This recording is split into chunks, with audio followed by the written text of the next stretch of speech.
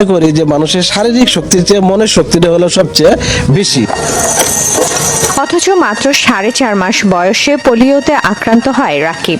সুস্থ হলেও চিরদিনের মতো হারিয়ে ফেলেন হাঁটা চলার ক্ষমতা। তবে হাল না ছেড়ে চালিয়ে যান পড়াশোনা। স্কুল কলেজের গণ্ডি পেরিয়ে জামালপুর ইসলামপুর কলেজ থেকে পাশ করেছেন ডিগ্রি, নিয়েছেন কম্পিউটার প্রশিক্ষণ। খুবই কষ্টে আর কি, ছোট থেকে এই পর্যন্ত মনে করেন যে লেখাপড়া করে ডিগ্রি পর্যন্ত আসছে, ডিগ্রি পাস করছি 19 সালে।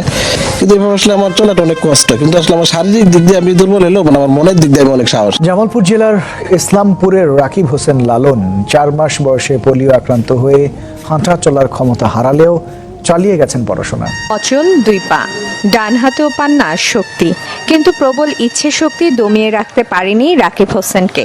জামালপুরের বানিয়াবাড়ি গ্রামের এই তরুণ হুইল চেয়ারে বসে বাম হাতে লিখে চালিয়ে গেছেন পড়াশোনা। बताऊं तुम्हें क्या मेरे साथ क्या क्या